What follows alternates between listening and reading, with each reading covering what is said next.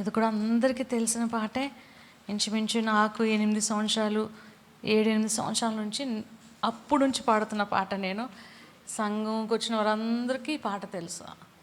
వరలక్ష్మికి కూడా తెలుసు ఈ పాట. వరలక్ష్మి నేను ఎరుగుతున్న స్నేహితుడు కాదు. Okay, song number 242.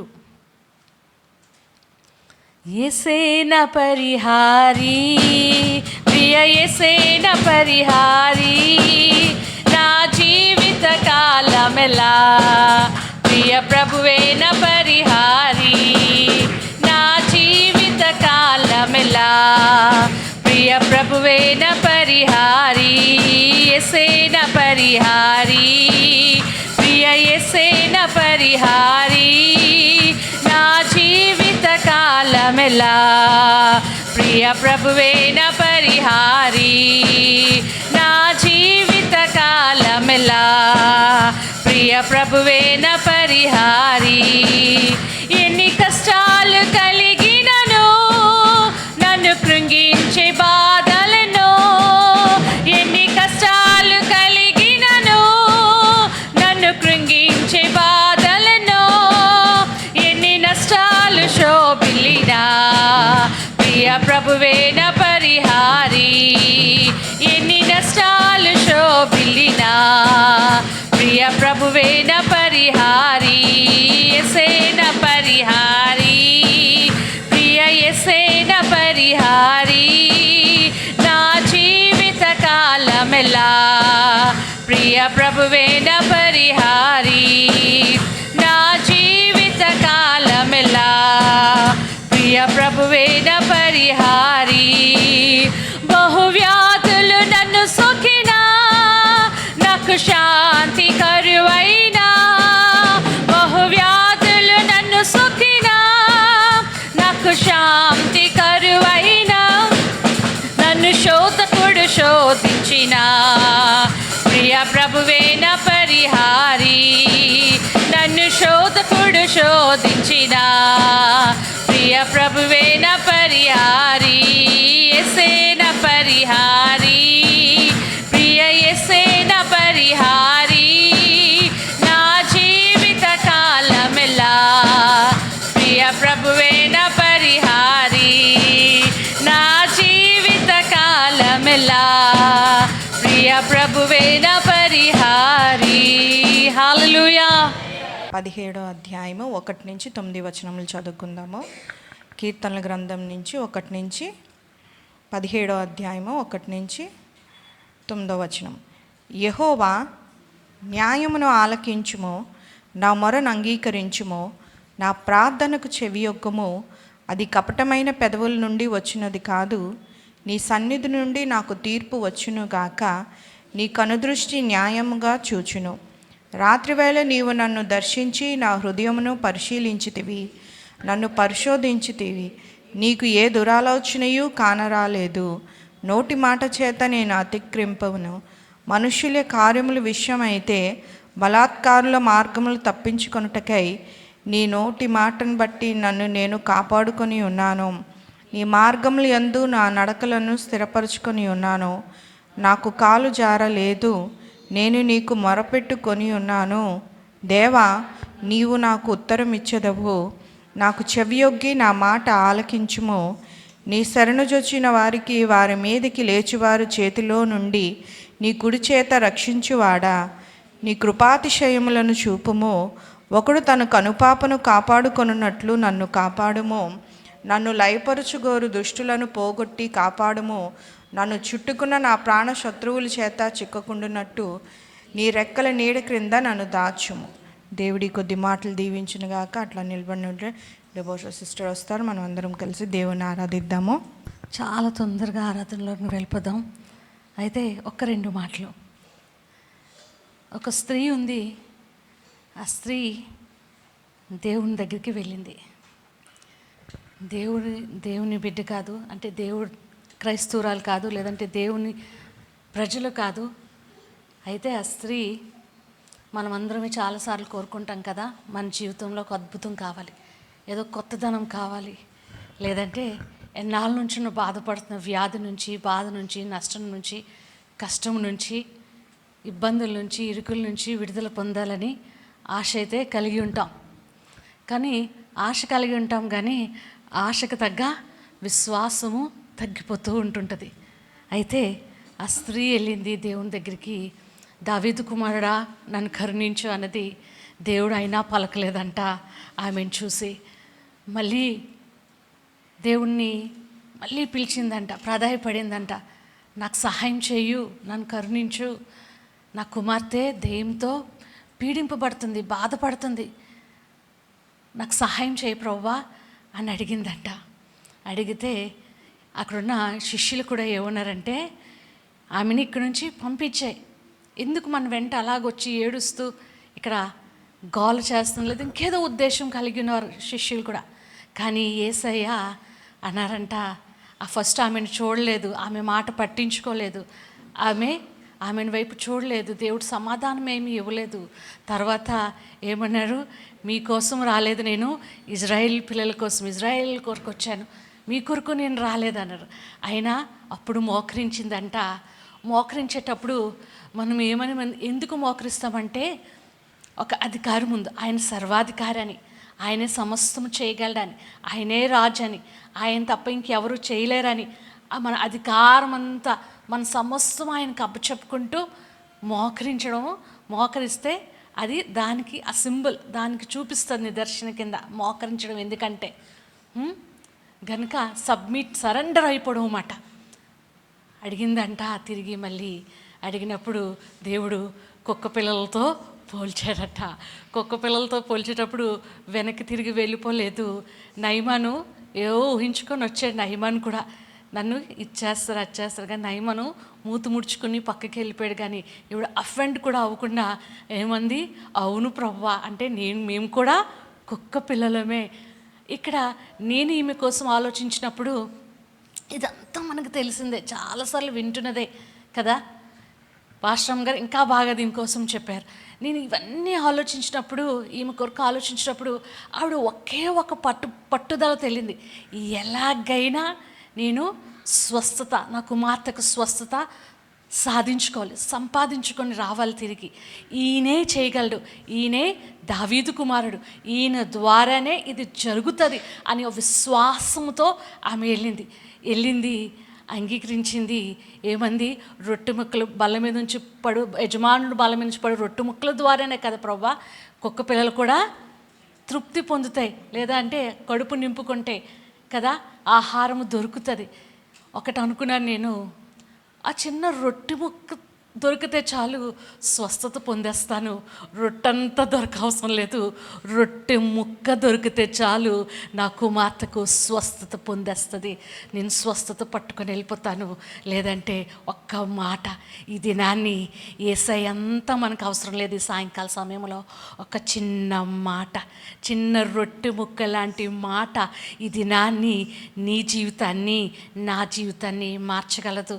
నీ జీవితంలో, నా జీవితంలో ఎన్నాళ్ళ నుంచో వేచి ఉంటున్న అద్భుతం, ఆ మిరాకిల్ కొరకు నువ్వు కనిపెడుతున్నావేమో, నీ బ్రతుకును మార్చగల శక్తి ఎందులో ఉందంటే దేవుని మాటలో ఉంది, దేవుని ఆ శబ్దంలో ఉంది.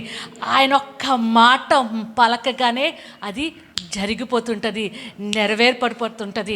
కనుక ఈ సాయంకాల సమయంలో నువ్వు ఎలాగొచ్చావో, ఏమై వచ్చావో, ఎంత విశ్వాసంతో వచ్చావో నాకైతే తెలియదు. కానీ ఈ యేసయ్య ఆ చిన్న రొట్టె ముక్కతో ఆమె అనగానే, బైబిల్లో ఏముంటుంది, ఇంగ్లీష్ బైబిల్లో ఏముంటుందంటే, యువర్ రిక్వెస్ట్ ఈజ్ గ్రాంటెడ్, నీ కోరిక నెరవేరింది. నీ కోరిక అంటే నీ హృదయంలో ఏ కోరికైతే పట్టుకొని వచ్చావో ఆ చిన్న విశ్వాసం, ఆ రొట్టె ముక్క కొరికే ఆశపడింది ఆమె.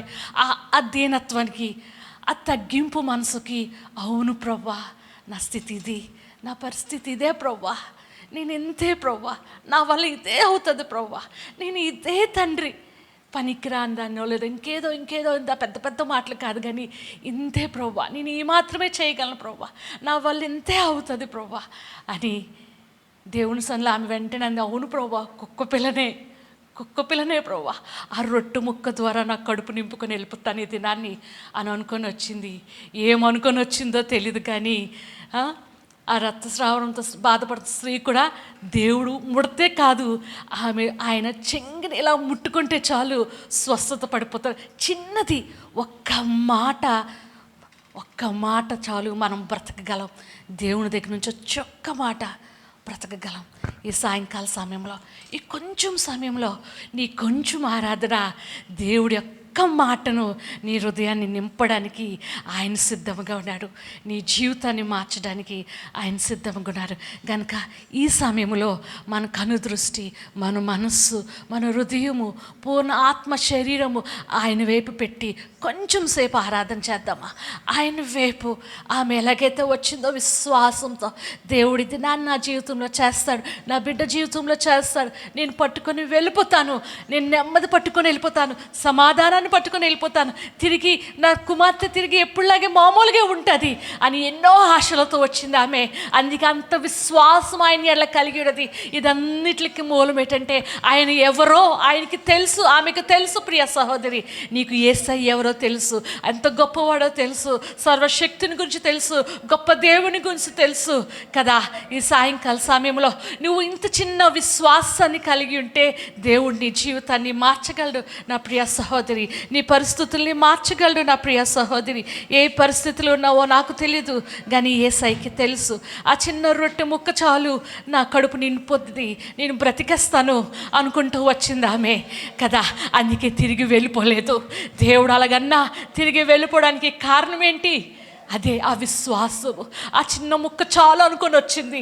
ఈ సాయంకాల సమయంలో ఈ చిన్న ఆరాధన నువ్వు ఇవ్వగలవా యేసయ్యకి? ఆ చిన్న ఒక్క మాటతో యేసయ్య నీ హృదయాన్ని నింపాలనుకుంటున్నాడు ఈ సాయంకాల సమయంలో నా ప్రియ సహోదరి. కనుక నువ్వు కూడా ఆ బిడ్డ వలె విశ్వాసం కలిగి మనం కూడా, నువ్వు నేను కూడా మనందరము కలిసి ఒక్కసారి యేసయ్యని కదుపుదామా, పరలోకాన్ని కదుపుదామా.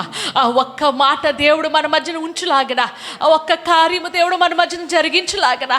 ఓ dear JSM sisters, your request are granted అని దేవుడు అనేలాగనా, మీ కోరిక నెరవేరింది అని యేసయ్య అనేలాగనా. నీ ఆరాధన, మన ఆరాధన దేవుని సన్నిధిలో ఉంచుదామా, యథార్థమైన ఆరాధన ఉంచుదామా, నమ్మకమైన ఆరాధన ఉంచుదామా, ఏకాత్మ కలిగిన ఆరాధన ఉంచుదామా. ఓ హల్లెలూయా. ఓ ప్రేమ గల ఆరాధన ఉంచుదామా. ఓ ప్రియ సహోదరి, పవిత్రమైన ఆరాధన ఉంచుదామా, పరిశుద్ధంగా ఆరాధించగలుగుతామా ఈ సమయంలో? ఓ హల్లెలూయా, హల్లెలూయా.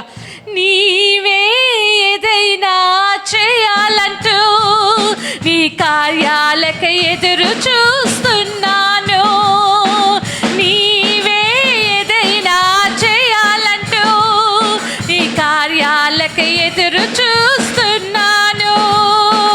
తప్పక చేస్తావని నిన్ను నమ్మి, తప్పక చేస్తావని నిన్ను నమ్మి, నీ కరముపై దృష్టి ఉంచినానయ్యా. అందరం కలిసి నీ కరముపై దృష్టి ఉంచినానయ్యా. అద్భుతం చేయమయ్యా,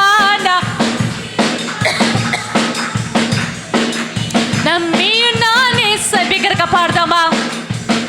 చేయమయ్యా నా జీవితంలో, నిన్నేనే నమ్మి ఉన్నానేసయ్యా, నిన్నేనే నమ్ముకున్నాను. వారు లేరయ్యా,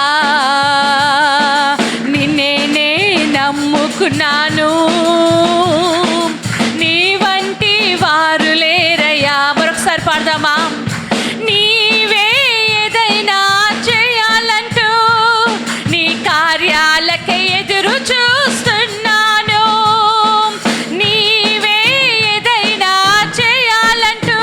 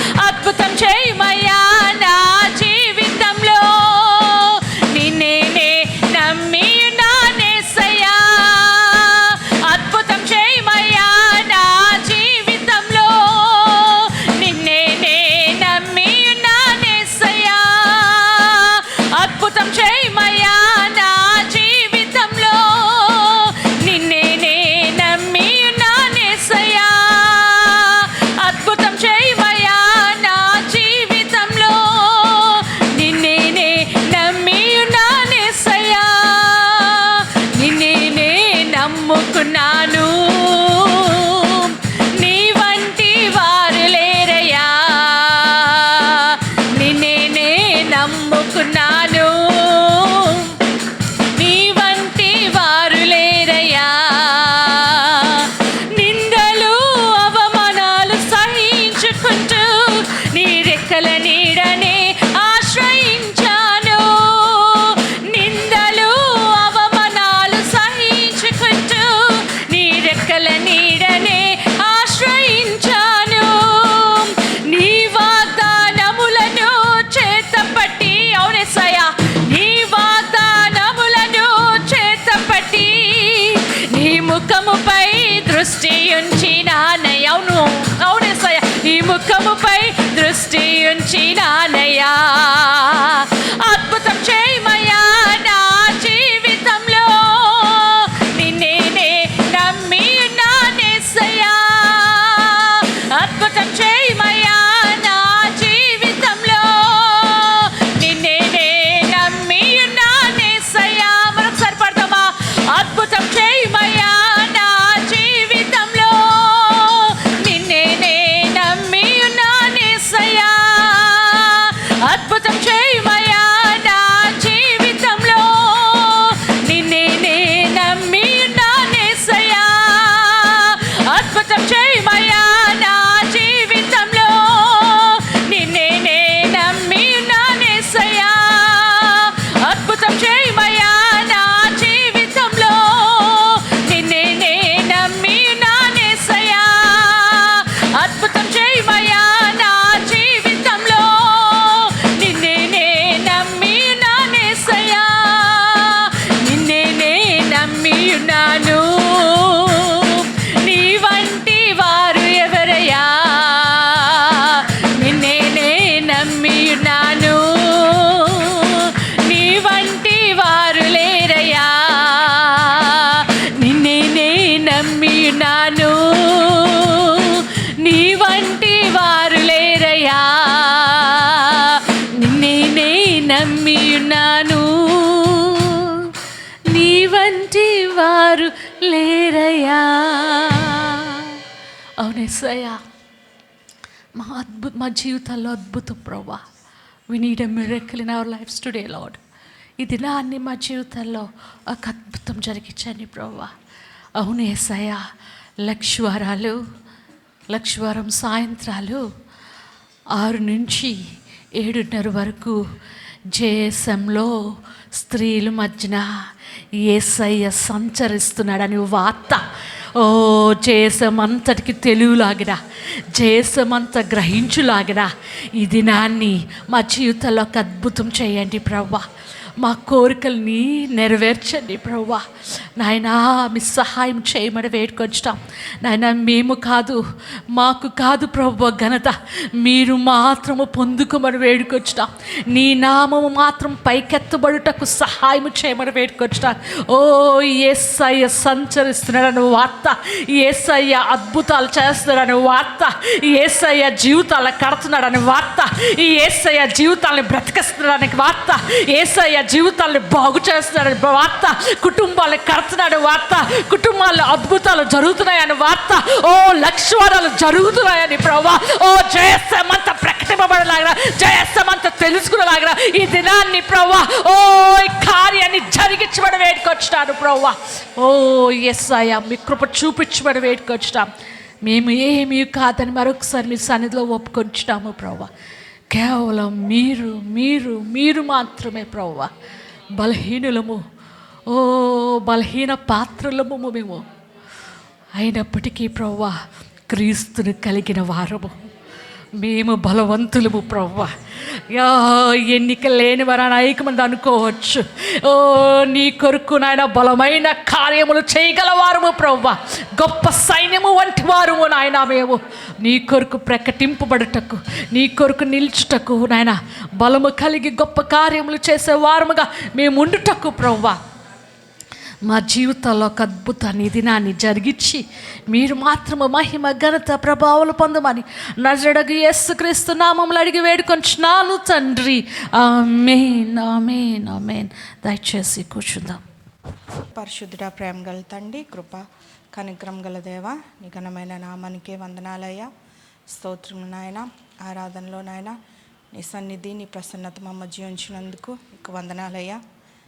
మా ప్రాణములు తెప్పరిలో చేసి ఉన్నారు, అందుని బట్టి నీకు వందనాలు, స్తోత్రములు చెల్లిస్తున్నాం ప్రవ్వా. ఆత్మతో సత్యంతో ఆరాధించే వారంగా నైనా ఇంకనో ప్రవ్వా మమ్మల్ని మలచమని వేడుకొంచున్నాం ప్రవ్వా. నాయన ఈ దినంన నువ్వు మాట్లాడితే మేము వినాలనే ఆశతో నీ సన్నిధికి మేము వచ్చి ఉన్నాం ప్రవ్వా. నాయన బయటికి బాగానే ఉన్నాం కాబట్టి అనేకమైన విచారములతో, బాధములతో, మనోవేదనలతో కృంగి ఉంటుండగా ప్రవ్వా, ఏ మనుష్యుడి స్వరము మమ్మల్ని ఓదార్చలేదు, ఏ మనుషుని స్వరము మమ్మల్ని బలపరచలేదు. మరొకసారి నీ సన్నిధిలో మేము ఒప్పుకుంటున్నాం ప్రవ్వా. నీ మాటే మాకు బలమయ్యా, నీ మాట మాకు శక్తిని ఇస్తుంది, మమ్మల్ని జీవింపచేస్తుంది. మమ్మల్ని నాయన నీ సన్నిధిలో నిలవబెట్టి ప్రవ్వా, నీ కొరకు పౌరుషం కలిగి, రోషం కలిగి జీవించాలని ఆశ మాలో పుట్టించుటకు ప్రవ్వా ఈ దినమున నీ కార్యం జరిగించండి. నన్ను మరుగుపరిచి కేవలం మీరు మాత్రమే మాట్లాడి మహిమ ఘనత ప్రభావాలు పొందుకోమని యేసు పరిశుద్ధ నామంలో అడిగి వేడుకొంచున్నాం తండ్రి, ఆమేన్. న్యాయాధిపతుల గ్రంథము, అభిషేక్ కొంచెం అది స్లిట్ పైకి పెట్టినానా, పేపర్స్ ఎరిగిపోతున్నా. 16వ అధ్యాయము 13 నుంచి మనం చదువుకుందాము. న్యాయాధిపతుల గ్రంథము 16వ అధ్యాయము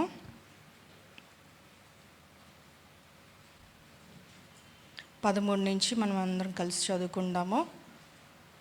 కింద ఆపేసేనా పని. అప్పుడు దెలీలా, ఇది వరకు నీవు నన్ను ఎగతాళి చేసి నాతో అబద్ధమాడితివి, నిన్ను దేని వలన బంధింపవచ్చునో నాకు తెలపమని సంసోనుతో చెప్పగా, అతడు నీవు నా తల జడలు 7 అల్లిక అల్లిన ఎడల సరి అది అని ఆమెతో చెప్పెను. అంతటా ఆమె మేకుతో దాన్ని దిగగొట్టి, సంసోను, ఫిలిస్తీయులు నీ మీద పడుచున్నారని అతనితో చెప్పినప్పుడు అతడు నిద్ర మేలుకొని మగ్గపు మేకును నేతను ఊడదీసుకొని పోయెను. అప్పుడు ఆమె, నా యందు నీకిష్టం లేనప్పుడు నేను నిన్ను ప్రేమించుచున్నానని నువ్వెందుకు చెప్పుచున్నావు? ఇది వరకు నీవు ముమ్మారు నన్ను ఎగతాళి చేసి నీ గొప్ప బలము దేనిలోనున్నదో నాకు తెలుపకపోతివని అతనితో అనెను. ఆమె అనుదినము మాటల చేత అతన్ని బాధించి తొందర పెట్టుచున్నందున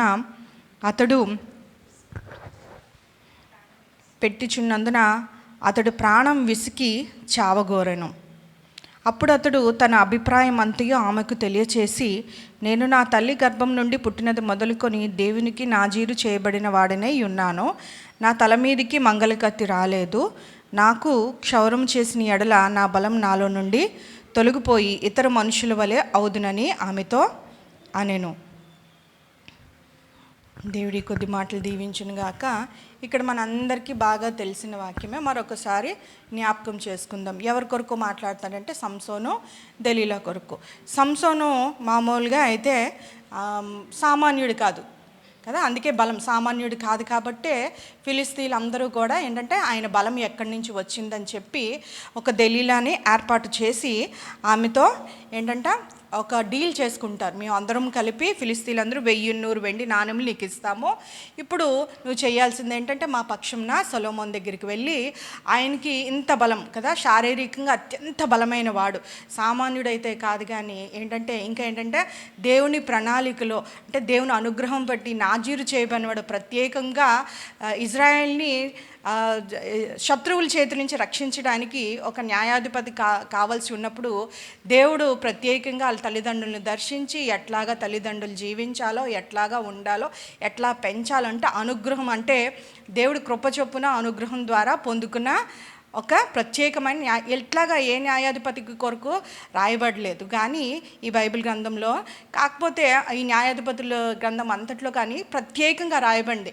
ఇంకా మనం చూసుకున్నట్లయితే ఏంటంటే కొన్ని నక్కలు ఆ భార్యకి ఏంటంటే సంసోను ఫిలిస్తీన్కి బుద్ధి చెప్పడానికి ఏం చేశారంటే 30 నక్కలు 2 నక్కల్ని ఇటు అటు పెట్టి వాటి తోకలను కట్టి, ముఖాలు అటు పెట్టి తోకలను కట్టి ఏం చేశారంటే దివిటి వెలిగించి కట్టడము, దివిటి వెలిగించడం, ఒత్తివేయటం, అంటే చూడండి, చిన్నప్పుడు మనం చాలా కథలు వినే ఉన్నాం, నక్కల కథలు. చాలా జిద్దులు మారింది అంటే ఎట్లాగోలాగా ఎక్కడో చిక్కుపడిపోతే చాలా కథలు చిన్నప్పుడు ఎట్లాగైనా తప్పించేసుకుంటుంది. ఉపాయం అంటే దానికి ఉపాయం ఏంటంటే తప్పించుకుంటుంది. అట్లాంటిది ఎట్లాగ చేశాడంట, 300 నక్కల్ని 150 మంది జతలు జతలుగా పెట్టి వాటికి ఏంటంటే దివిటీలు వెలిగించి కట్టి అట్లాగే చేసినవాడు. ఇంకా చెప్పాలని అంటే ఒక్క గాడిద ఎముకతో గాడిద ఎముకతోని 1000 మంది ఫిలిస్తీన్లు హతం చేశాడు. ఇంకా కాకుండా ఏంటంటే ఒక సింహం ఏంటంటే బొబ్బరిస్తూ వస్తున్నప్పుడు చేతిలో ఏమీ లేకపోయినను ఎట్లా చీల్చేశాడంటే అతడు మేకపిల్లను చీల్చినట్లు దాన్ని చీల్చాను. ఆ తర్వాత అంటే పట్టణపు గోడలు గాజాకు వెళ్తున్నప్పుడు ఆ పట్టణ తలుపుల్ని ఏంటంటే ఆ బరువైనవి ఆ తలుపుల్ని అంటే భుజముల మీద పెట్టుకొని తీసుకెళ్ళినవాడు.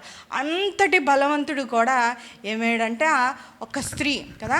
ఫిలిస్తీన్లు ఎట్లాగా ఒక సైన్యంతో కానీ లేదంటే ఖడ్గంతో కానీ సంసోన్ అత్యంత బలవంతుడైన ఒక మనుషుణ్ణి దేవుని చేత ఏర్పాటు చేసుకోబడిన మనుషుణ్ణి ఎట్లా జయించారంట అంటే సైన్యంతో కాదు ఖడ్గంతో కాదు కానీ కేవలం ఒక స్త్రీ. ఇదంటే చెడుకైనా మంచికైనా ఒక స్త్రీ ఇక్కడ ఏర్పాటు చేసుకున్నారు, డీల్ చేసుకున్నారు. ఇప్పుడు ఆ స్త్రీ ఏం చేస్తుందంట, వానికి ఏంటంటే ఆయన్ని ఒక జీవితాన్ని ఒక బలవంతుడిని బలహీనుడిగా చేసి అంధుడిని చేసింది, లేదంటే దేవుని చిత్తం నుంచి తొలగించింది. దేవుని కృపను బట్టి ఆఖరిలో ఏంటంటే సంసోను ఏంటంటే బ్రతికినప్పుడు కన్నా చనిపోయినప్పుడు అనేక మంది ఫిలిస్తీన్లు చంపి ఉన్నాడు. అది వేరే విషయం అయినప్పటికీ కాదు. కానీ అంటే ఎట్లాగంటే షీ హ్యాస్ ద టాలెంట్ ఎందులో ఉందంటే ఇక్కడ మాటలు ఎట్లా ఉందంటే 16వ అధ్యాయంలోని దేని చేత ఆమెను జయించగలిగిందంటే ఆమె అనుదినము ఎట్లా చేసింది చెప్పండి ఎవరన్నా. అనుదినము మాటల చేత ఏంటి వాడిందంట, మాటల చేత అతన్ని బాధించిందంట. అవును కదా, మాటల్ని బాధించిందంట, తొందర పెట్టించిందంట, తన ప్రాణము విసికి ఎంతగా చేసిందంట అంత బలవంతుణ్ణి. అంటే లాలన చేసింది. ఆ ముందు కూడా మాటలు ఉంటాయి. 16వ అధ్యాయము 5వ మాటలోని లాలన చేసింది. ముందు కూడా తిమ్నాతులోని ఫిలిస్తీ కుమార్తెను పెళ్లి చేసుకుంటాడు. ఆ తర్వాత గాజాలోని వేసిను పెళ్లి చేసుకుంటాడు. వాడిని విడిచిపెట్టేస్తాడు. ఇప్పుడు సోరేకులో లోయలో వచ్చినప్పుడు దెలీలను వాడిని విడిచిపెట్టేసి ఆ ఇద్దరు భార్యల్ని విడిచిపెట్టేసి ఇక్కడ మూడో స్త్రీతోని ఉండగలిగాడు. అంటే షీ సంథింగ్ స్పెషల్. ఏదో చేసింది, లాలన చేసింది. ఇంకా మనం తర్వాత చూస్తే తన తొడ మీద పెట్టి నిద్రపుచ్చుచుందంట. She so talented. అంటే బంధించింది అనమాట. అంటే తాళ్లను ఎట్లాగా బంధించగలవంటే 3 సార్లు చెప్తూ ఉంటాడు. 7 నెవరంజి చువ్వలతో నన్ను కడితే నా బలమంతా పోతుంది. మళ్ళీ ఇంకేం చెప్తాడంటే తాళ్ళతో నా తల జడలు 7 అల్లిన తర్వాత అంటాడు కొత్త తాళ్ళతో. అంటే వాటన్నిటినీ ఎదిరించగలిగాడు, ఆ శక్తిని అంతని ఛేదించగలిగాడు. కానీ ఏంటంటే ఒక్క స్త్రీ మాటల్ని బందీ అయిపోయాడు. అంత బలవంతుడు కూడా ఒక స్త్రీ మాటల్లో బందీ అయిపోయాడు. అంటే ఒక్కసారిగా అంటే అంత నమ్మకాన్ని లేదంటే సంసోను హృదయాన్ని గెలిచిందంటే కాదు. ఇప్పుడు అంత నమ్మకం నీ మహాబలము ఎక్కడుందంటే అన్నిసార్లు అడిగినప్పుడు హృదయాన్ని విప్పి చెప్పేసే అంత తెలివి తక్కువడైతే కాదు. కానీ ఏంటంటే ఆయనకి ఏం పనులు చేసిందో ఆయనకి ఇష్టం, ఆయన్ని నమ్మకాన్ని గెలవటానికి లేదంటే ఆయన హృదయాన్ని గెలవడానికి ఆయన నమ్మకం. అంటే తను రహస్యాన్ని చెప్పితే దాన్ని గుట్టు విప్పకుండా అంత నమ్మకాన్ని ఏం చేసిందంటే ఖచ్చితంగా చేసే ఉంటుంది. మిగతా ఇద్దరు చేయలేని స్త్రీలు ఈ స్త్రీ చేసింది, ఈ స్త్రీనే ఫిలిస్తీన్లు వచ్చి మాకు సహాయానికి అద్దించారంటే షీ సంథింగ్ డిఫరెంట్. అంటే ఏంటంటే what made a different is తనకున్న వాగ్దాటి మాటల్లో ఏంటంటే ఆ చాతుర్యం అంట ఇట్ మేడ్ అ డిఫరెంట్. ఏం చేసిందంటే లానలు చేసింది, కపటంతో ఏంటంటే మాటలు చేసింది, లోపలంతా పగ పెట్టుకుంది, లేదంటే దుష్టత్వం పెట్టుకుంది, స్వార్థంతో కూడిన ప్రేమను నటించింది. బయటికి మాత్రం తేనె పూసిన కత్తిలాగా అట్లా ప్రేమ కలిగి మాటలు చెప్పింది, కొన్ని పనులు చేసింది. ఇంకా ఏంటంటే రోజును ప్రేమను ఆయుధంగా వాడింది. ఏం మాట్లాడిందంటే 10వ వచనంలో చూడండి, అప్పుడు దెలీలా ఇదిగో నీవు నన్ను ఎగతాళి చేసో నాతో అబద్ధం ఆడితివి. అంటే ఒక్కరోజు కాదు, అబద్ధం ఆడిద్ది. నిన్ను దేని చేత బంధింపవచ్చునో దయచేసి నాకు తెలుపమని సంసోన్తో చెప్పగా ఆ కిందను కూడా ఉంటుంది, నీవు నన్ను ప్రేమిస్తున్నావు, నీకు ఇష్టం లేనప్పుడు ఎందుకంటే నేను నిన్ను ప్రేమించుచున్నాను, నీవెందుకు చెప్పుచున్నావు కదా. ఇది వరకు నువ్వు నన్ను ఎట్లా మాట్లాడుతుందంటే అంత తెలివిగా ఏంటంటే అంటే ఏమని చెప్పుంటుందంటే మనమిద్దరం నిజంగా నువ్వు నన్ను ప్రేమించినట్లయితే మన ఇద్దరి మధ్య రహస్యాలు ఉండకూడదు, దాపరికాలు ఉండట్లేదు, ఇంకా నువ్వు నన్ను చెప్పట్లేదంటే నీ రహస్యం నువ్వు నాకు చెప్పట్లేదంటే నువ్వు ఇంకా నమ్మట్లేదు, నా ప్రేమ నిజమని నమ్మట్లేదు. అంటే చూడండి ఎట్లాగే ఏం చేస్తే బలవంతుడు నమ్ముతాడో అవన్నీ చేసింది. ప్రేమను ఏంటంటే కపటాన్ని చూపిస్తూ, ప్రేమను నటిస్తూ ఏంటంటే అటువంటి బలవంతుడిని నమ్మిన తర్వాత ఎట్లాగుందంట, విసిగించిందంట, తొందర పెట్టిందంట, బలవంతం చేసిందంట. ఒక్కరోజు కాదు, ఒత్తిడి తెచ్చిందంట. ఒక్కరోజు కాదు కానీ దినదినము ప్రతి దినము అడిగి అడిగి అడిగి ఒక దినాన ఏంటంటే శారీరకం బలవంతుడు కానీ మనోబలం లేనివాడు అనమాట. అంటే మనోబలం లేదు, అంటే నిగ్రహించుకునే శక్తి లేనివాడు. శారీరకంగా బలవంతుడే కానీ జ్ఞానంగా లేనప్పుడు వాడు ఏమవుతుందంట, అప్పుడు ఏమైందంట, తొందర పెట్టిన ప్రాణము విసిగిపోయిందట. విసిగిపోవడమే కాకుండా ఇంకేముందంట, చావగోరండి. అంత బలవంతుడికి ఫిలిస్తీన్ చేతుల్లోని ఫిలిస్తీన్ గుండెల్ని దడదడలాడించిన వాడు. ఏంటంటే వారికి ఇంక ఏ టైప్లోని కూడా సంసోన్ని చేజిక్కించుకోగలమని అన్ని ప్రయత్నాలు చేసిన తర్వాత ఆఖరికి ఏంటంటే ఈ స్త్రీని ది అప్రోచ్ టు ఉమెన్, అట్లాంటి సైన్యము బలము అన్నీ వాడి ఫైనల్గా ఒక స్త్రీ దగ్గరికి వచ్చి ఏ విధం చేతనైనా నువ్వు సంసోను బలం ఎక్కడుందో మాకు తెలపాలని వచ్చి ఉన్నారంట. అట్లాంటి వాళ్ళందరినీ ఛేదించిన వాడు శత్రు గుండెల్లోని ఏంటంటే భయాన్ని రేపిన వాడు ఇప్పుడు ఏంటంట చావగోరాడంట. ఎప్పుడు చావాలనుకున్నాడంటే యుద్ధము సైన్యము వాళ్ళు శత్రువులు వచ్చినప్పుడు చావాలనుకోలేదు, కానీ ఒక స్త్రీ మాటలను బట్టి దినదినము అడుగుతుంది, దినదినము ప్రాణము విసిగించినప్పుడు ఏముందంట, అప్పుడు ఏమనిపించిందంట, చావగోరాడంట. అది చిన్న మాట కాదు, అంతటి బలవంతుడు ఏంటంట విసిగిపోయాడంట. ఆ టైంలో ఏంటంట, అప్పుడు ఏమనుకుందంట, అప్పుడు అతడు ఏం చేశాడంటే తన హృదయంలో అభిప్రాయం అంతటినీ చెప్పి ఉన్నాడు. ఏం చెప్పాడంట, నేను చిన్ననాటి నుంచే అంటే ఏంటంటే నిజాన్ని చెప్పి ఉన్నాడు. అంటే మనం చూడండి సామెతల గ్రంథంలో ఒక మాట ఉంటుంది ఏంటంటే, ప్రాణం విసిగించిన గయ్యాలతో కంట అరణ్యంలో ఉండుట మేలు. ఈ గయ్యాలి స్వభావం ఉండేవారు అంటే భార్యలు రెచ్చగొట్టే మాటలు చెప్పేవారు, వివాదాన్ని అధికం చేసినవారు, మాటకి ఇప్పుడు సమాధానపరచడం కన్నా దీర్ఘశాంతంతో కోపం అంటే మంచి మాట చెప్పి లేదంటే నెమ్మదిపరుస్తూ ప్రేమతో ఒక మాట చెప్పి చల్లార్చే భార్యల కన్నా వాటిని రెచ్చగొడుతూ లేదంటే మాటకి కోపాన్ని రేపేటట్టు మాట్లాడేవారు, లేదంటే అటువంటి స్వభావం కలిగిన భార్యలు ఉండుంటున్నట్లయితే సొలొమోను బాగా తెలుసు. స్త్రీలందరినీ 1000 మంది ఉన్నారు కాబట్టి అంతఃపురంలో తనతో పాటు వారందరి స్త్రీలతో సావాసం చేశాడు కాబట్టి ఖచ్చితంగా చెప్పాడు ఏంటంటే, ప్రాణం విసిగించిన గయ్యాలతో ఉండుట కంటే, ఎక్కడంట అటువంటి గయ్యాలతోని ఉండుట కంటే ఏంటంటే, ఆ గయ్యాలు ఏం చేస్తుంటాడంట, దినదినము ఏంటంటే విసిగించేస్తూ ఉంటారంట ఆ ప్రాణాన్ని. అట్లా విసిగించి గయ్యాలతో ఉండుట కంటే కుటుంబం వద్దు, బిడ్డలు వద్దు, బాధ్యతలు వద్దు, లోకం వద్దు, లోకంలోని ఉన్న ఆనందం వద్దు, ఏమీ వద్దు, కానీ అరణ్యంలో ఈ మనుషులు ఎవరు లేని చోటన ఒక్కడనే నేను సన్యాసిగా ఉండటమే మేలు అన్నట్టుగా ప్రాణాన్ని ఉమెన్ ఆర్ సో టాలెంటెడ్ అట్లాగా చేయగలవారు ఈ లోకంలో ఉండకపోరు కదా. కత్తిపోటి వంటి మాటలు గలవారు మాట్లాడేవారు కలరు అని ఉంటుందంట. అట్లాగంట మోసం చేయవాడు లేదంటే మోసాన్ని హృదయం మనసులో పెట్టుకున్నవారు ఎట్లాగుంటుందంట, మంగళ కత్తి కంట పదునైన మాటలు మాట్లాడగలవారంట. ఈ 6 అంగుళాల ఈ నాలుకను ఏం చేయగలదంట, 6 అడుగుల మనిషిని నాశనం చేయగలదంట. So power is the tongue కదా. అందుకే యాకోబు భక్తుడు ఏం చెప్తూ ఉంటాడంటే, ఒక అధ్యాయం అంతా 4 కొరకు ఉంటాయి. అందం కన్నా పాస్తుల కన్నా విద్య కన్నా ఏంటంటే మాట తీరు చాలా ప్రధానమైనది కదా. మాటలు చాలా శక్తి గలవి. దేవుడు ఏంటంటే తన మహత్తు గల మాటలతోని ఈ సృష్టి అంతటినీ, సృష్టిలో ఉన్నవన్నీ కూడా సృష్టించినట్టు. ఆయన బిడ్డలైన మనం కూడా ఆయన పోలికమై ఉన్నప్పుడు కూడా దేవుడు ఈ ప్రత్యేకమైన వరాన్ని మనం సంభాషించటానికి, దేవుని ప్రార్థన చేయడానికి, దేవునితో స్తుతించడానికి, ఈ నాలుక ద్వారా దేవుని స్తుతించడానికి, సాక్ష్యం చెప్పడానికి, లేదంటే మన దేవుని కొరకు ఉపయోగించడానికి దేవుడు ఏంటంటే ఈ లోకంలో మనిషి రూపంలో ఏ జంతువుకి, నాట్ ఈవెన్ ఎనీ క్రియేషన్, ఏ జంతువు ఏ పక్షి కానీ ఒక్కరికి ఇవ్వలేదు ఏంటంటే మాట్లాడే శక్తి. ఎవరికి ఇచ్చాడమ్మా? అది కేవలము మనిషి తన స్వరూపంలో తన మహిమలో సృష్టించుకునే మనిషికి ఒక్కడికే మాత్రము దేవుడు ఏంటించాడంట, మాట్లాడే వాక్శక్తిని ఇచ్చి ఉన్నాడు. కానీ ఈ దినాన ఎట్లా వాడుతున్నాం? ఖచ్చితంగా ఆ మాటలకి ఎట్లా ఉంటుందంటే, ఇప్పుడు ఇక్కడ ఈ స్త్రీ ఏం చేసిందంట, ఒక మనిషిని చంపడానికి ఆయుధం అవసరం, కానీ మనసును చంపటానికి ఒక పదునైన మాట చాలు కదా. అటువంటి మాటల ద్వారా ఏం చేసిందంట, దానికి అపరాధ భావం కలిగించడం. అంటే నువ్వు నన్ను సరిగ్గా ప్రేమించట్లేదు, నా ప్రేమలో నీకు నిజాయితీ కనబడట్లేదు, నమ్మకత్వం కనబడలేదు అన్నట్టు మాటలతో నీ హృదయాన్ని పగలగొట్టింది. ఏం చేసిందంటే విసిగించింది. అంతటి బలవంతుడిని కూడా చావాలని చేసింది. అంటే మాటలు అటు రీతిగా ఏంటంటే ఒక్క పదునైన మాట చాలు. మంచి మాట దానం వంటిదంట.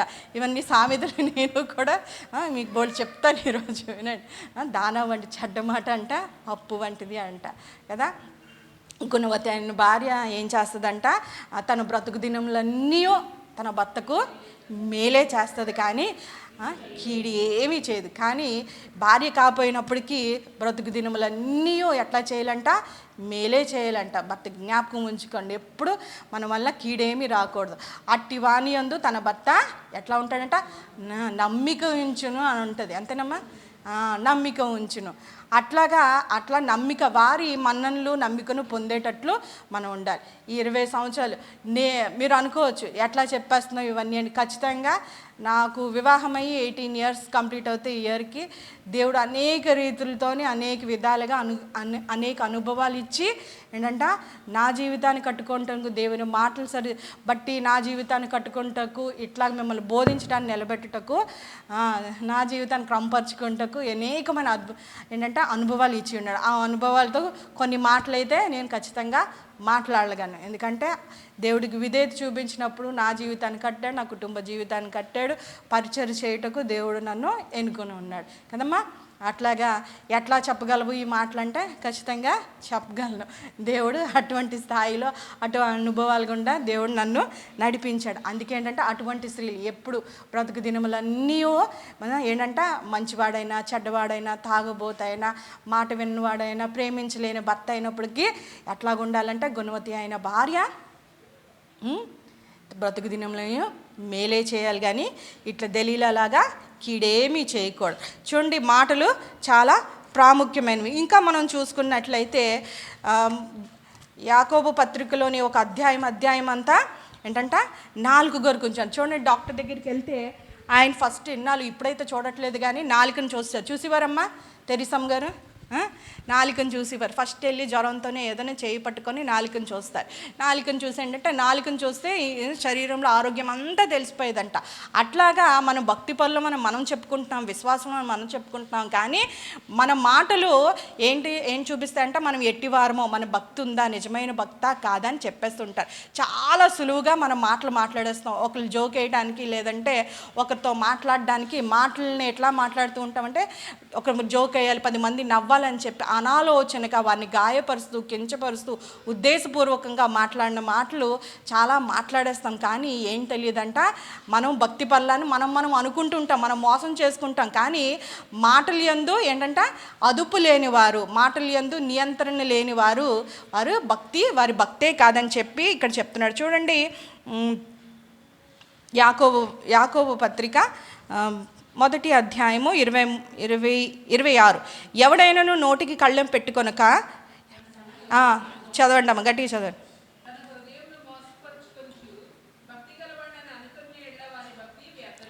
ఏంటంట, నోటికి కళ్ళెం పెట్టుకోకుండా అనాలోచనగా ఏది పడితే అది మాట్లాడుతూ దేవుని భయం లేకుండా మాట్లాడే మాటలు మనం ఎన్ని ప్రసంగాలు విన్నా, ఎంత ఆత్మీయతలో ఉన్నా, లేదంటే ఎంత మనం భక్తి పనులు మనం అనుకున్నప్పటికీ, ఎన్ని మీటింగ్స్ మనం వచ్చినప్పుడే మాటల్లో కళ్ళెం పెట్టుకోకుండా, మాటల్లో నియంత్రణ లేకుండా అనాలోచనగా ఏది పడితే అది మాట్లాడామంటే అదేంటంటే మన హృదయాన్ని మోసపరుచుకున్నట్లు. ఇంకా చెప్పాలంటే వాని భక్తి వ్యర్థమే అని ఉంటుంది. చూడండి, ఇంకొక మాట ఉంటుంది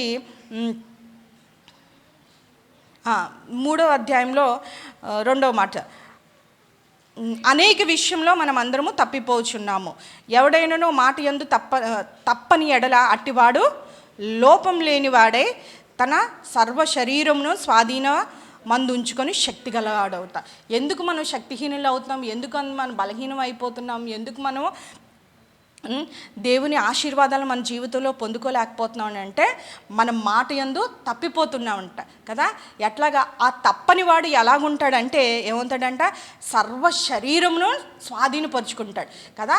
నాలుక చాలా చిన్న అవయవమే, అన్నిట్లో కల్లా చాలా చిన్న అవయవమే, కానీ ఏంటంట అంటే ఆ ఒక్క అవయవం ద్వారా ఏంటంటే అది అదుపులో ఉంచుకుంటే, నీ మాటలు జాగ్రత్తగా ఉన్నట్లే దేవుడు వింటున్నాడు చూస్తున్నాడు అని విస్తారంగా మాట్లాడకుండా, అందులో దోషం లేకుండా ఉద్దేశపూర్వకంగా మాట్లాడకుండా, అబద్ధాలు చెప్పకుండా, లేదంటే నిజమే మాట్లాడుతూ కొండెములు మాట్లాడకుండా, లేని మాటలు పుట్టించకుండా, లేదంటే మంచి మాటలే మాట్లాడుతూ జీవపు మాటలే మాట్లాడుతూ అట్లా అన్ని విషయాల్లో ఉన్నట్లయితే సర్వ శరీరమును స్వాధీనపరుచుకుంటూ అంతకు మాత్రమే కాకుండా శక్తిమంతుడు అవుతాడంట. ఎట్లా అంటే నీ శక్తి అంతా నీ బలమంతా ఎక్కడుంది ఏది అంటే నీ మాటలు బట్టే నీది ఉంటుంది. హృదయం నిండిన దాన్ని బట్టి ఏంటంటే నువ్వు మాట్లాడుతుంటావు. హృదయం దేనితో మనం నింపుకున్నట్లయితే ఆ మాటలే వస్తాయి. హృదయం ద్వేషము కపటము వాటన్నిటితో నింపితే ఆ మాటలే బయటకు వస్తూనే ఉంటాయి కదా. ఏంటి అలాగే దాన్ని ఈ నాలుకను ఎట్లా చెప్తున్నాడంటే, ఒక గుర్రాన్ని దాన్ని స్వాధీనపరచుకోవడానికి చిన్న కళ్ళని చాలా చిన్నది ఉంటుందంట, అది మరి నేను చూడలేదు కానీ నోటి దగ్గర పెడతారంట. అది పెడితే అప్పుడు అదేంటంట అది స్వాధీనపరుస్తుంది. ఎవరైతే దాన్ని వాడుకోవాలనుకున్నప్పుడు స్వారీ చేయాలనుకుంటే చిన్నదే ఉంటుందంట, అది నోట్లో కళ్ళెం పెడితే దాన్ని ఆ మొత్తం ఆ గుర్రాన్ని అంతా స్వాధీనపరచుకో, అది ఆ యజమాని మాట వింటూ ఉంటుందంట. అట్లాగే ఒక గొప్ప ఓడ కూడా ఏంటంటే ఇక్కడ గొప్ప పెనుగాలికి కొట్టుకొని నడుపువని ఉద్దేశం, మిక్కిలి చిన్నదగు చుక్కాని చేత నడుపువని. చుక్కాని ఒకటి ఉంటుందంట ఆ ఓడకి, అది ఆ ఒక్కటి చిన్నది ఏంటంటే అంత పెద్ద ఓడను కూడా నడిపిస్తూ ఉంటుంది. అట్లాగే చిన్న నిప్పురవ్వే ఏం చేస్తూ ఉంటుందంట, అడవి వనం అంతాను ఏం చేస్తుందంట, నిప్పు పెట్టేస్తూ ఉంటుంది. అటువంటి రీతిగానే మన నాలుక కూడా ఇక్కడ కింద నుండి చూడండి, ఎంత కొంచెం నిప్పు ఎంత విస్తారమైన అడవిని తగులు పెట్టినో నాలుక అగ్నియే కదా. నాలుక మన అవయంలో ఉంచబడిన పాప ప్రపంచమై సర్వ శరీరమునకు మాలిన్యం కలుగజేయుచున్నదంట. అవయం చిన్నదే కానీ ఒక్క నాలుక వల్ల, మన మాటల వల్ల ఏం చేస్తూ ఉన్నామంటే, మా ఆలోచనల వల్ల తలంపుల వల్ల మన శరీరం అంతయో ఏంటంట పాపం చేయటానికి కారణమవుతూ ఉంటుందంట. అందుకే ఇదేంటే ప్రకృతి చక్రమునకు చిచ్చుపెట్టును, ఇది నరకం చేత చిచ్చుపెట్టనది. ఇంకా ఏముందంటే చూడండి, ఏ నరుడును నాలుకను సాధు చేయ నేరడు, అది మరణమైన విషముతో నిండినది. చూడండి ఎన్నేసి మాటలు నాలుగు కొరకు ఉందంటే, అంటే విషపు మాటలు మాట్లాడుతూ ఉంటారు, పగతో నిండిన మాటలు మాట్లాడుతూ ఉంటారు కదా. ఏంటంటే మనుషుల్ని మాటలతోనే వారి జీవితాల్ని వారి స్వభావాల్ని లేని మాటలు పుట్టిస్తూ అబద్ధ సాక్ష్యాలు చెప్పిస్తూ, అంటే అట్లాగా ఎప్పటి నుంచో ఒక మాట ఏంటంటే జ్ఞానవంతులైన స్త్రీ ఏంటంటే తన చేతులతో గృహాన్ని కడితే, అజ్ఞానురాలైన స్త్రీలు ఏం చేస్తుంటారో మాటలతో కూల్చిపెట్టారు. ఇంత కష్టపడి చేతులతో కట్టినప్పుడు అంత జ్ఞానం కలిగి ఏం చేస్తుందంటే ఒక్క మాట ఏం చేస్తుందంటే కుటుంబాలని, బంధాలని, బంధుత్వాల్ని, వివాహాల్ని ఏం చేస్తుంది, కూల్చేస్తుంది కదా. ఒక్క మాట, చిన్న మాటతో ఏంటంటే అన్నీ చేయగలదంట. ఒక చిన్న మాటతోని, ప్రేమగల మాటతోనంట కటిక విషయాన్ని అమ్మేయచ్చంట. కానీ ఏంటంటే కటువైన మాటతోని తేనెని కూడా అమ్మలేమంట. చూడండి, నోరు మంచిదైతే ఊరు మంచిది అంటారు. ఊరు అవసరం లేదు, మన నోరు మంచిదైతే కుటుంబము బాగుపడితే చాలు. అటు రీతిగా మన మాటలు జాగ్రత్తగా ఉంటాయి. అంటే దీన్ని సాధు చేయవాడు ఏ మనుషుడు లేదంట, ఇది మనం విందంట. అందుకే దేవుడేమో దానికి సైనికులుగా 32 బల్ల మధ్య పెట్టి ఉన్నాడు. అన్నీ రెండు ఇచ్చాడు, కానీ నాలుగుని మాత్రం ఒకటే ఇచ్చాడు. దానికి 4 ఎముక లేదు కాబట్టి, దానికి ఎముకున్నవన్నీ చూడండి మన శరీరంలో నొప్పి వస్తాయి. ఎముకలున్న చేతులు చూడండి ఎక్కువ పనిచేస్తే నొప్పి వస్తుంది. కాళ్ళు చూసండి లోపల ఎముకలు ఉంటాయి కదా, అవన్నీ నొప్పి వస్తాయి. ఎటొచ్చి ఎంత మాట్లాడినా, ఏది మాట్లాడినా, ఎంతసేపు మాట్లాడినా ఎప్పుడన్నా నాలుగు నొప్పి వచ్చిందని ఎవరన్నా అన్నారమ్మా? దానికి పుండో క్యాన్సర్ వస్తే తప్పితే అట్లాగా ఏంటంటే నొప్పి రాదు. అట్లాగా ఎముకలేని నాలుగు కాబట్టి ఇష్టానుసారంగా దేవుని భయం లేకుండా మాట్లాడుతూ ఉంటుంది. అందుకే ఏ నరుడు సాధు చే నేరుడు, అది మరణకరమైన విషంతో నిండి ఉన్నది, అది నిరర్గళమైన దుష్టత్వమే కదా. చాలాసార్లు ఇదే నోటితో దేవుని స్తుతిస్తుంటాం, ప్రార్థన చేస్తూ ఉంటాం, బిడ్డలు తిడుతూ ఉంటాం, భర్తని మాటలు మాట్లాడుతుంటాం, ఇదే నోటితో సువార్తను ప్రకటిస్తాం, ఇదే నోట్లతో అన్నీ చేసేస్తాం, స్తుతిస్తాము, దేవుణ్ణి ఆరాధిస్తాము. కానీ అవే నోట్లతో బూతులు అవన్నీ అవేమి మనకి తగవు. కానీ ఏ మనుషుడు ఏంటంటే సాధువు చేయగలరు. కానీ దాన్ని సాధువు చేయగలదు ఏంటంటే మనమైతే దేవుని ఆత్మను పొందుకున్నాం కాబట్టి ఏంటంటే దేవుని ఆత్మ పూర్ణులైనప్పుడు ఏంటంటే ఆత్మ ప్రేరేపణతో మనం సాధు చేయబడుతుంది. ఖచ్చితంగా ఏంటంటే ఆత్మశక్తితోనే ఏంటంటే మనము ఏంటంటే దాని కంట్రోల్కి వెళ్ళి ఈ జ్ఞానేంద్రియములు కదా. దేంటంటే దేవుడు ఎటువంటి ఆత్మని ఇచ్చి ఉంటాడే, ఇంద్రియ నిగ్రహం కల ఆత్మను ఇచ్చి ఉన్నాడు, నిగ్రహించుకునే ఆత్మను కదా. ఇంద్రియాలు ఏంటంటే కళ్ళు, చెవులు, ముక్కు, నోరు, ఇంకొకటి ఉంటుంది స్కిన్ కదా. అవన్నిటిని కూడా నియంత్రించేది దేందుకు అని అంటే ఈ ఆత్మ ఏముందంటే దేవుడు మనని దాంతో ముద్రించి ఉన్నాడు.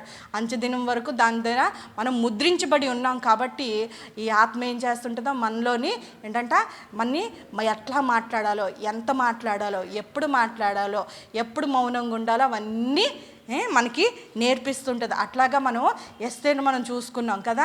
ఎస్తేరు పిలవకుండా వెళ్తే మరణశిక్ష అవుతుంది. కానీ అప్పుడు మాట్లాడాల్సింది ఇప్పుడు నువ్వు మౌనంగా ఉంటే ఏంటంటే సహాయం వేరే దగ్గర నుంచి, అది మౌనంగా ఉండాల్సిన సమయం కాదు. తను మౌనంగా ఉండాలని అనుకుంది. కానీ దేవుని ప్రణాళిక ఏంటంటే ఏమైంది, మాట్లాడాలి, అప్పుడు మౌనంగా ఉండకాలి.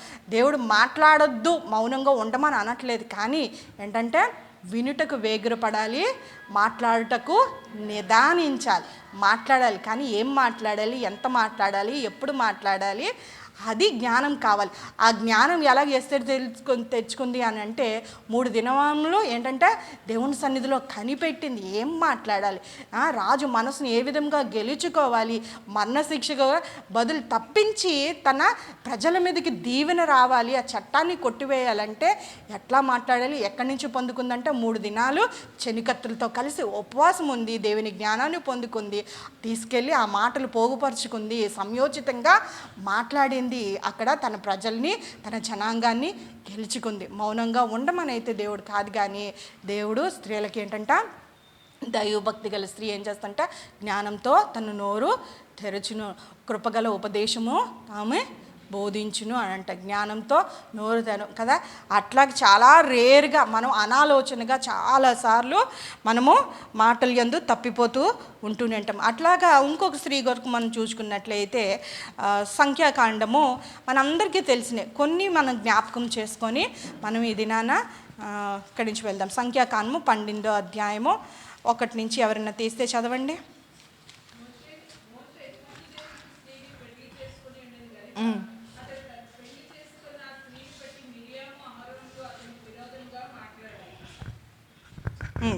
చాలక్క. ఇంకా వారు చెప్పండి అక్క.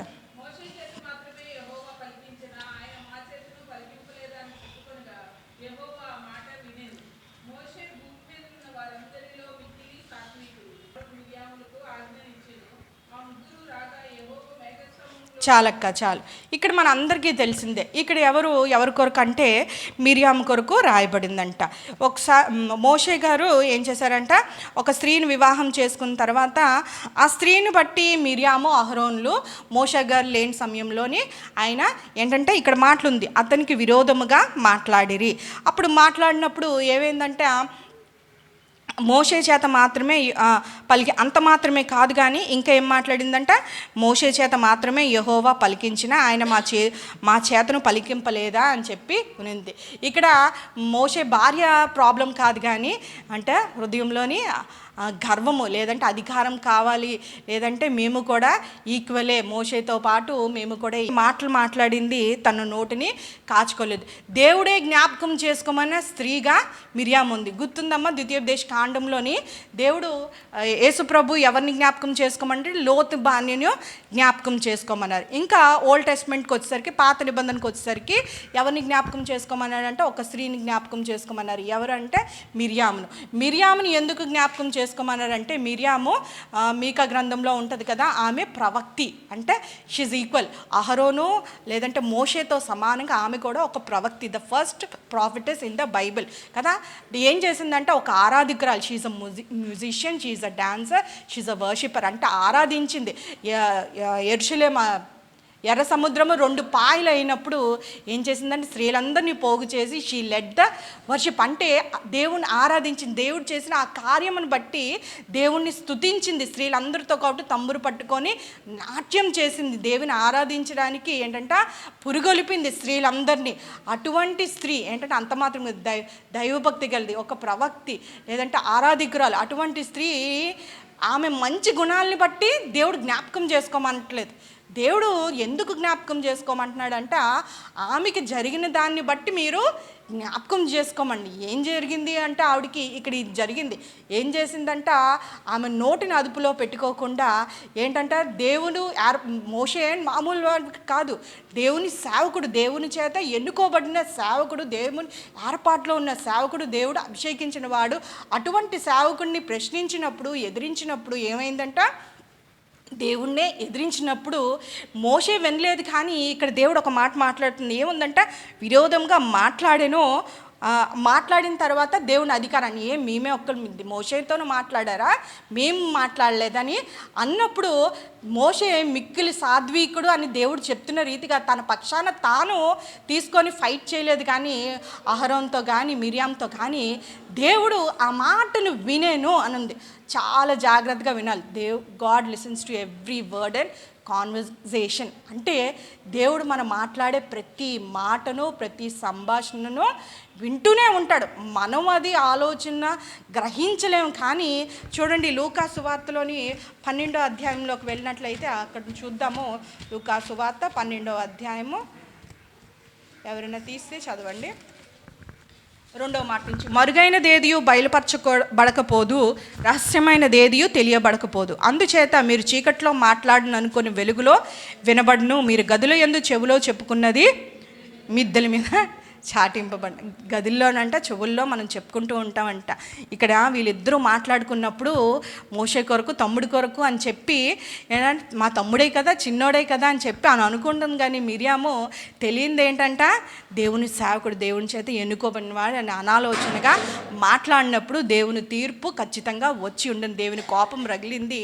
అదుపు లేకుండా మాట్లాడిన దాన్ని బట్టి ఏంటంటే దేవుడు కుష్ఠ రోగంతో మిరియాముని మొత్తుతాడు.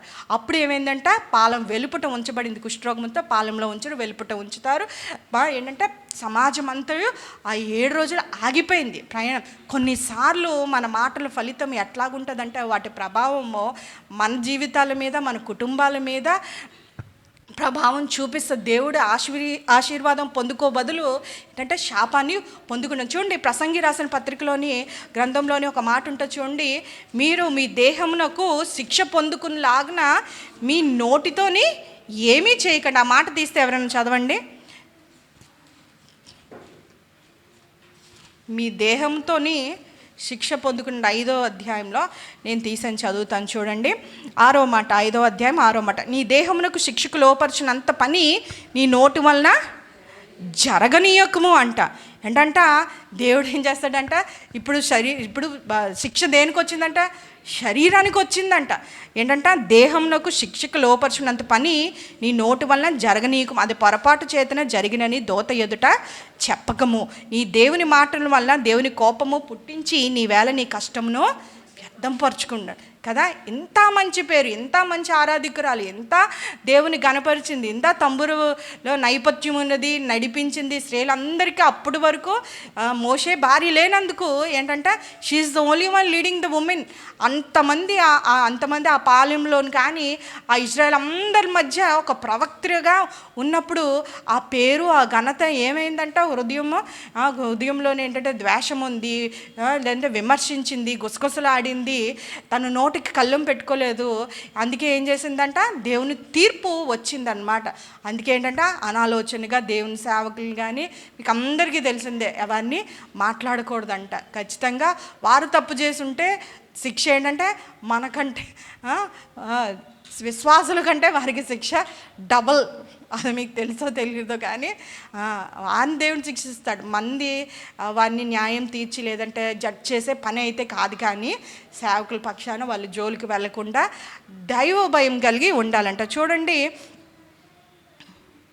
రెండవ మాట కూడా చూడండి, 2వ వచనం. నీవు దేవుని సన్నిధిని అనాలోచనగా పలుకుటకు నీ హృదయము త్వరపడనీయకు, నీ నోటిని కాచుకొనుము. దేవుడు ఆకాశమందు ఉన్నాడు, నువ్వు భూమి మీద ఉన్నావు, కావున నీ మాటలు కొద్దిగా ఉండవలే కదా. కొంతమంది స్త్రీలు చాలా మాట్లాడుతూ ఉంటారు, విపరీతంగా మాట్లాడుతూ ఉంటారు. బ్రష్ చేయడానికి నోరు తెరిచి నోరు, మళ్ళీ రాత్రికి అంత విసుగుదల కదా. కొంతమందికి ఏంటంటే ఖాళీ ఉంటుంది కాబట్టి ఇంకా మరి మాట ఎదురోళ్ళు కొంటే పక్కింటి వాళ్ళ కోసం, బంధువుల కోసం, వదిన కోసం, ఆడపడుచుకుంటే అత్తగారి కోసం, అమ్మగారి కోసం అన్ని మాటలు ఫోన్లోనే నడిపించారు. మనం మర్చిపోతుంది ఏంటంటే ఆ ఫ్లోలో వెళ్ళిపోతూ ఉంటాం. ఫోన్లోని మనం ఇంట్లో మాట్లాడుకున్నాం, గదుల్లో మాట్లాడుకుంటాం అనుకోని, కానీ దేవుడు ఏం చేస్తాడు, ఖాళీగా ఉన్నామని నువ్వు మాట్లాడినట్లయితే మనకి ఏంటంటే దేవుడు శిక్ష దేహానికి వస్తుందంట. ఉంటున్నప్పుడే బ్రతికున్నప్పుడే శిక్ష వచ్చేస్తూ ఉంటుంది. ఆ తర్వాత కూడా మనం మాట్లాడిన ప్రతి వ్యర్థమైన మాటకి ఏంటంటే దేవుడు తీర్పులోకి తీసుకెళ్తాడని మనము మర్చిపోకూడదు. అందుకే ఏంటంటే నోటిని కాచుకోవాలి. దేవుడు ఆకాశమందు ఉన్నాడు, కానీ నువ్వు భూమి మీద ఉన్నావు కాబట్టి ఏంటంటే నీ మాటలు కొద్దిగా ఉండాలంట. విస్తారమైన మాటల్లో ఏముండదమ్మా, దోషము మానదు. అంత మాటలు మాట్లాడకూడదు, కానీ ఏంటంటే మితంగా మాట్లాడేవాడు తెలివిగలవాడంట కదా. ఏంటంటే మూర్ఖుడు మౌని అని ఉంటే వాడిని జ్ఞాని అని ఎంచుతారంట. మూర్ఖుడిని కూడా ఆడు మౌనంగా ఉంటే, మాట్లాడుకోకుండా తను మౌనంగా ఉన్నట్లయితే ఏంటంటే వాడిని జ్ఞానిగా ఎంచుతూ అంటారంట కదా. అస్సలు ఈ దినాల్లో మౌనంగా ఉండే ప్రసక్తే లేదు, కానీ మన జీవితాల్లోనే మనం ఉంటాం. దేవుడే జ్ఞాపకం చేసుకోమనే స్త్రీ కాబట్టి ఖచ్చితంగా ఏంటంటే మనకి హై అలర్ట్, అంటే హెచ్చరికగా మనం జ్ఞాపకం ఉంచుకోవాలి. ఆమె జీవితాల్లో అటువంటి స్త్రీగా మాటలు అయితే మనకు ఉండకూడదు. మంచి కొరకు జ్ఞాపకం చేసుకోమనట్లేదు, కానీ దేవుడు ఏమంటున్నాడంటే ఆమెను మీరు ఏమి జరిగిందో ఆమెను కొరకు మీరు జ్ఞాపకం చేసుకోమని. చూడండి ఇంకా మనం చూసుకున్నట్లయితే 2వ సమూయేలుకి వెళ్దాము. 2వ సమూయేలు గ్రంథం 6వ అధ్యాయము. ఇంకా 2 మాటలు చూసుకొని ముగించేద్దాం, చిన్న మాటలే. 2వ సమూయేలు గ్రంథము 6వ అధ్యాయము.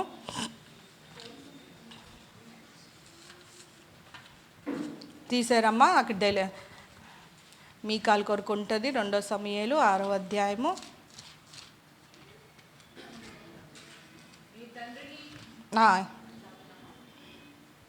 అక్క 20వ మాట నుంచి 17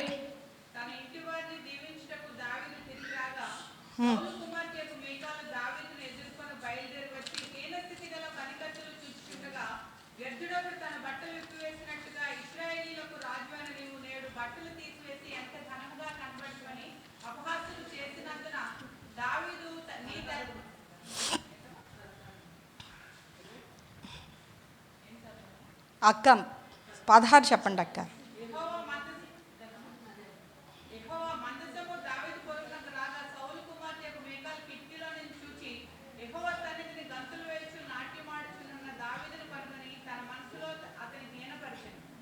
చాలక్క. ఇక్కడ మనం మీకాల్ కొరకు మాటలు ఇవన్నీ మనకు తెలిసినవే కదా. ఒబెదెదోము ఇంటి దగ్గర నుంచి దావీదు ఏం చేస్తాడంటే దేవుని మందిసం తీసుకుని రావాలి. అక్కడ దేవుడు ఒబెదెదోము ఇంటి వారిని 3 నెలలు దీవిస్తాడని తెలిసిన తర్వాత దావీదు కూడా ఈసారి మరింత క్రమంగా దేవుని ఆజ్ఞలు పాటిస్తూ ధర్మశాస్త్రంలో రాయబడిన విధముగా ఏంటంటే లేవీల ద్వారా భుజముల మీద మోయిస్తూ ఆ మందసాన్ని తీసుకొస్తున్నప్పుడు గొప్ప ఆర్భాటంతో ఎఫోదుని, సన్నపు నార వస్త్రమైన ఎఫోదుని ధరించిన తర్వాత ఆర్భాటంతోని అంటే సుతారతోని తాళములతోని గొప్ప నాట్యం చేస్తూ దేవుణ్ణి ఆరాధిస్తూ దావీదు ఆ మందసాన్ని ముందుకు వచ్చిన తర్వాత దావీదుపురంలోకి వచ్చిన తర్వాత ఈ మీకాలు ఏం చేస్తుందంట, కిటికీ దగ్గర నుంచి చూస్తుందంట ఈ రాణి చూసిన తర్వాత మనసులో హీనపరుచుకున్న తర్వాత అంతటితోని ఊరుకోకుండా కదా ఇంకేం మాట్లాడుతుందంట, నీ పనికత్తుల ముందు చదివారక్క ఆ హీన స్థితి గల పనికెత్తులు చూచుచుండగా వృద్ధుడొకడు తన బట్టలు విప్పివేసుకున్నట్లు ఇశ్రాయేల్ రాజును అయిన నీవు నేడు నీ బట్టలు తీసివేసి ఎంత ఘనంగా కనబడుతీవని అపహాస్యం చేసినందుక దావీదు ఊరుకోలేదు. కానీ నీ తండ్రి అతని సంతతిని విసర్జించి ఇజ్రాయెల్ మీద నన్ను నియమించాడు. నీ తండ్రిని నీ తండ్రి సంతతిని అంతా విసర్జించి దేవుడు నన్ను ఏర్పరచుకున్నాడు.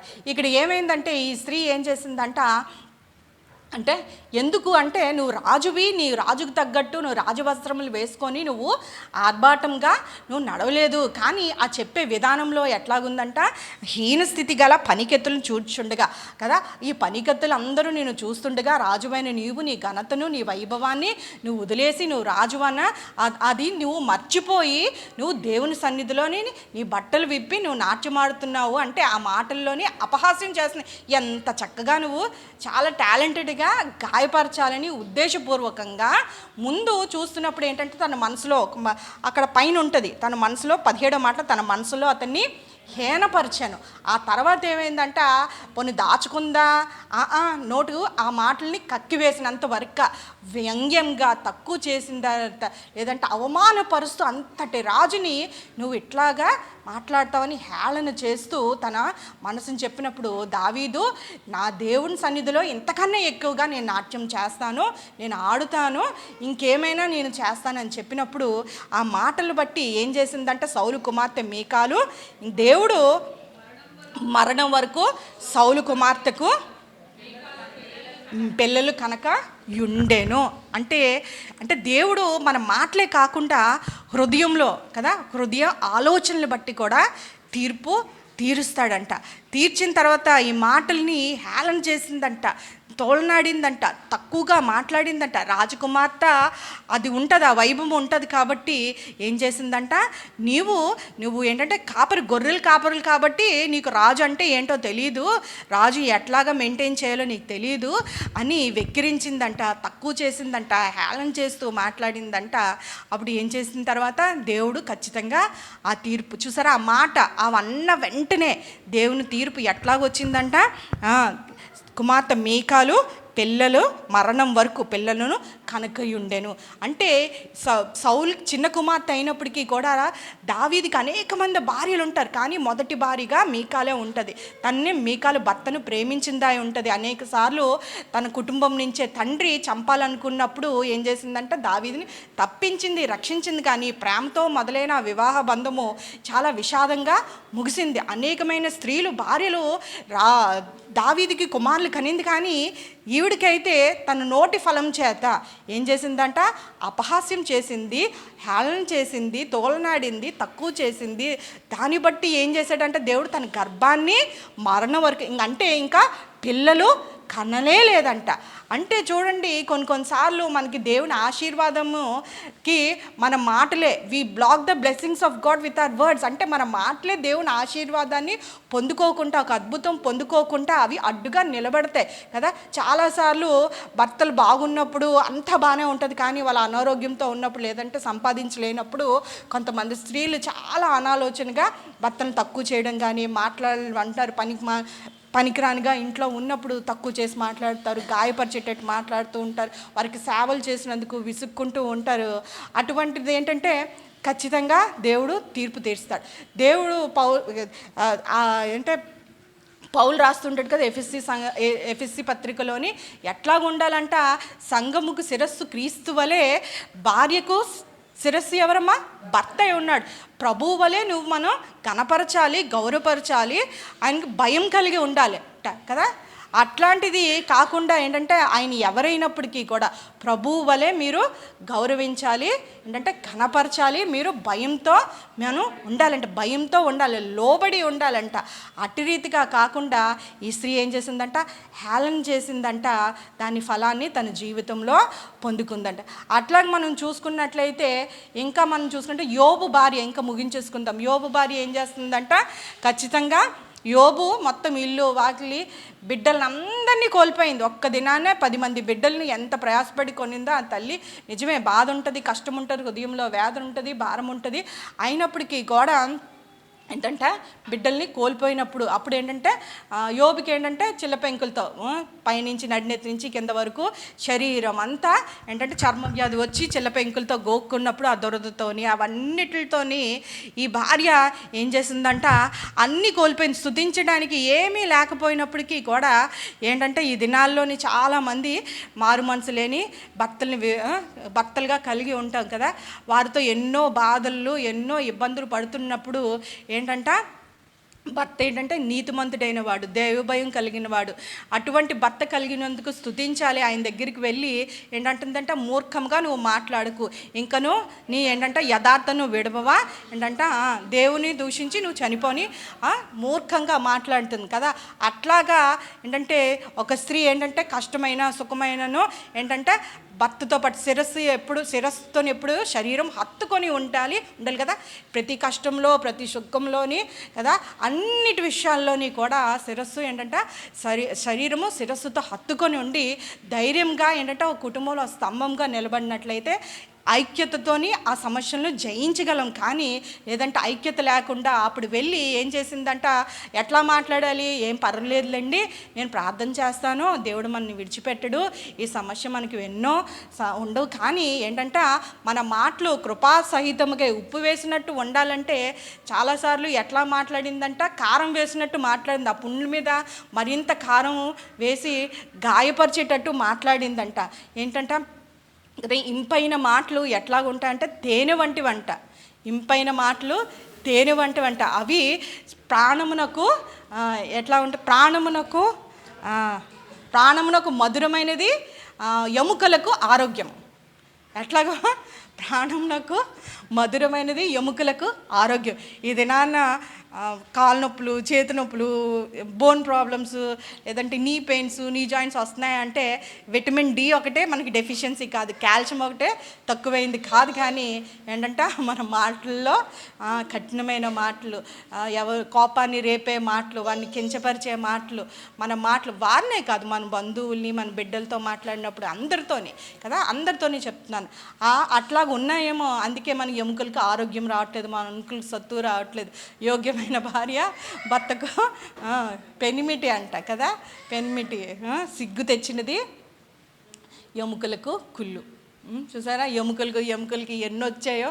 అంటే మనకి కాలు నొప్పులు వస్తున్నాయంటే చెక్ చేసుకోవాలి. విటమిన్ డి టెస్ట్ చేయించుకోవడం మాత్రమే కాదు, కాల్షియం టెస్ట్ చేయించుకోవడం మాత్రమే కాదు, కానీ మన మాటలు ఎలాగ ఉన్నాయో ఒకసారి మనం జ్ఞాపకం చేసుకుని ఉండాలి. ఇటువంటి స్త్రీల వలె మన మాటలు ఉండకూడదు. మన కుటుంబాల మీద దేవుని ఆశీర్వాదం కన్నా ఏంటంటే దేవుని కోపాన్ని తెచ్చుకునేటట్టు ఉండకూడదు. దేవునికి మన కుటుంబానికి మేలు చేసే వారంగానే మనం నిత్యము ఉండాలి. వారికి ఏంటంటే వారిని స్త్రీ పాత్ర చాలా ఏంటంటే ముఖ్యమైన, జస్ట్ నాట్ ఏంటంటే ఇంట్లో వండటం అది అన్ని మాత్రమే కాదు, కానీ వారి మాటలు ప్రభావం చాలానే ఉంటుంది.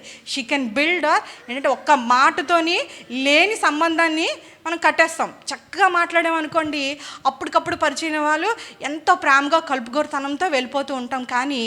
కానీ ఏంటంటే ఒక కటువైన మాట, కోపంతో మాట్లాడిన మాట ఏం చేస్తుందంట, ఎప్పటి నుంచో కదా నమ్మకంగా 20 సంవత్సరాలు అయిపోయినా 25 సంవత్సరాలు అయిపోయినా ఆ బంధుత్వాలు ఆ వివాహాలు కూడా మనం ఏంటంటే కూలిపోతూ ఉంటాయి. అట్లాగా ఉండగలరు. ఒకసారి అంటే పాస్టర్ గారికి ఒక ఫ్రెండే అనమాట, ప్రేమించి వివాహం చేసుకున్న అమ్మాయి, ఇద్దరు పిల్లలు పెద్దవాళ్ళే, 10th స్టాండర్డో, ఒక అమ్మాయి 8th స్టాండర్డో ఉంటుంది.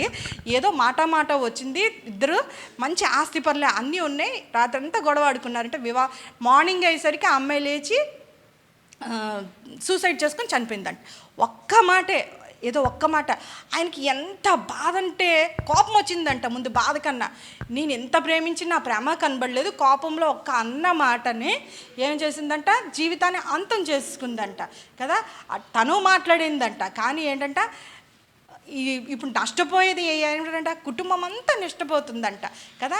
అట్లాగా మన మాటలు జ్ఞాపకం చేసుకోవాలి. ఎప్పుడు ఏమైందంటే నేను అనవసరంగా ఎప్పుడు ఏమనేదంట, నేను అనవసరంగా వివాహం చేసుకున్నాను, నా తల్లిదండ్రులు చూపించిన వివాహం చేసుకుని ఉంటే నేను బాగుండేదాన్నేమో, నా బిడ్డలు బాగుండాలని అంటే చీకటి మాటలు, లేని మాటలు, అవిశ్వాసం మాటలు, భర్త మీద ప్రేమ లేని మాటలు ఎప్పుడు పలకకూడదు.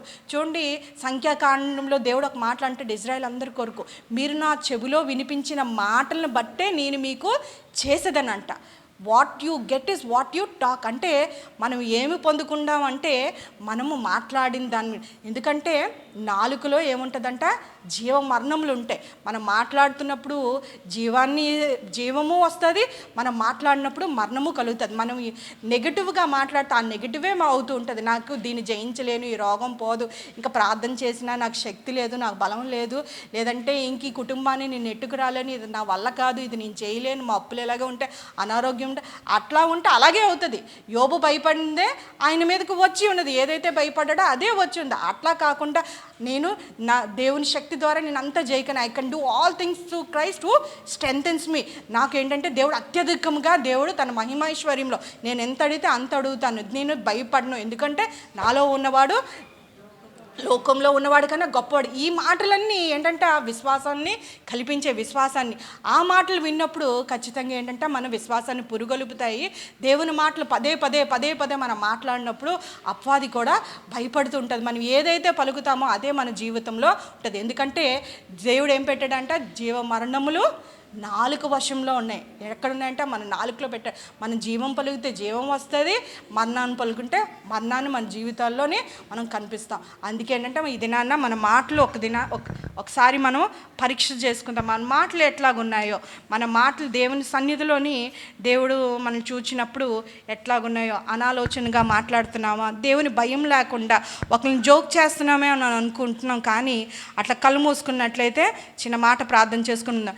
ఎవరినన్నా జోక్ చేయాలి, లేదంటే ఒకరిని కించపరచాలని ఉద్దేశపూర్వకంగా మనం జోకే అనుకుంటున్నాం, కానీ ఆ ఎదుటి మనిషి గాయపరుస్తున్నాడని మనం గమనిస్తున్నామా, దేవుడు ఆ మాటని లెక్కలో తీసుకుంటున్నాడని మనం ఆలోచన చేస్తున్నామా కదా.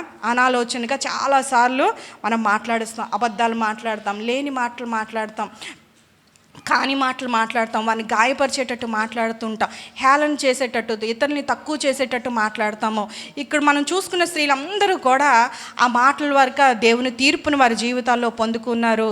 దేవుని ఆశీర్వాదాన్ని బదులు ఏం చేసుకున్నారంట, వారు దేవుని తీర్పుని వారి జీవితాల్లో చూసినారు. మనము దినాన్న దేవుడు దావీదు అడుగుతాడంట, నా నోటికి ఏంటంటే కళ్ళెం పెట్టుము, నా పెదవుల ద్వారమును కాపు కాయము అంట కదా. దావీదు అడిగిన రీతిన ఈ దినాన్న మనము దేవుని సన్నిధికి అప్పచెప్పుకుందాం. మనకి ఏంటంటే మనం నోటి మాటలు, మన హృదయ ధ్యానము ఏంటవ్వాలంట, దేవునికి అంగీకారంగా ఉండాలంట. మన నోట్లో బూతులైనను సరసోక్తులైనను అటువంటి ఏ మాటలు కాకుండా దేవుని మాటలు, జీవపు మాటలు, విశ్వాసాన్ని ఇచ్చే మాటలు, ఇతన్ని ధైర్యపరిచే మాటలు, మన కుటుంబాన్ని పురుగొల్పే మాటలు, ఒకరు కట్టే మాటలు, ఒక నిరీక్షణ ఇచ్చే మాటలు మన నోట్లో ఉంచమని దేవుణ్ణి సహాయం అడుగు. ఎందుకంటే ఏ మనుషుడు ఈ నాలుకని సాధుకు చేయలేడు, కానీ ఏంటంటే పరిశుద్ధాత్మ మనకు సహాయం చేస్తాం. మనం అప్పగించుకున్నట్లయితే దేవుడు మన నాలుకకి స్వస్థత ఇస్తూ ఉంటాడు. ఎందుకంటే నాలుకలో శక్తి కలదు. కాబట్టి మన మాటలు యందు మనము జాగ్రత్త కలిగి ఉందాం. ఈ ఆజ్ఞను మనం పాటించినట్లయితే శ్రమలో పోకుండా మన జీవితాన్ని ఏంటంటే మనం కాపాడుకున్నట్లు అవుతూ ఉంటామంట. మన నోటి ఫలాన్ని మనము అనుభవించగలుగుతామంట. మన ప్రవర్తన ఫలాన్ని మనము అనుభవించగలం. దేవుడు దీవెనలు మన జీవితంలో మనము పొందుకోగలం. అట్లా కళ్ళు మూసుకున్నట్లయితే చిన్న మాట, యేసయ్యా నీకు వందనములు, స్తోత్రములు నాయన. ఈ స్త్రీలందరినీ మా ముందు పెట్టి ప్రభువా అనేక మార్లు మా జీవితాన్ని మీరు చూపించున్నారు ప్రభువా. మా మాటలు అనేక మార్లు ప్రభువా విస్తారంగా ఉంటాయి ప్రభువా. అనేక మార్లు ఇతన్ని గాయపరిచినట్టు ఉన్నప్పుడు, అనేక మార్లు ఇతన్ని సంతోష పెట్టాలని నాయన అది పెద్ద పాపం అని అనుకోకుండా చిన్న అబద్ధం అనుకొని మేము అబద్ధములు చెప్తున్నాం ప్రభువా. నాయన మా మాట అవునంటే అవును, కాదంటే కాదు అన్నట్టు ఉండుటకు సహాయం దయచేయండి ప్రభువా. మా మాటలు కృపాసహితంగా ఉండుటకు, మేలు కొరకే, ఇతరులు మేలు కొరకే అవసరమును బట్టి మేము మాట్లాడటకు మా నోటుల్ని, మా పెదవుల్ని కాపు కాయమని వేడుకుంటున్నాం ప్రభువా. అనాలోచనగా ఏదియో మాట్లాడకుండా మా మాటలు కొద్దిగా ఉండుటకు మీ సహాయం దయచేయమని ప్రభువా. విస్తారమైన మాటల నుంచి మమ్మల్ని తప్పించమని వేడుకుంటున్నాం ప్రభువా. మితంగా మాట్లాడుటకు నాయన మీ సహాయం దయచేయండి. నిదానించి మేము మాట్లాడుటకు నీ కృపను దయచేయమని వేడుకుంటున్నాం నాయన. మా నోటిని మేము భద్రం చేసుకుంటకు మీ సహాయం దయచేయండి ప్రభువా. అనేక మార్లు ప్రభువా మా మాటలు బట్టి నిన్ను ఆయాసపరిచి ఉన్నామో, గాయపరిచి ఉన్నామో ప్రభువా.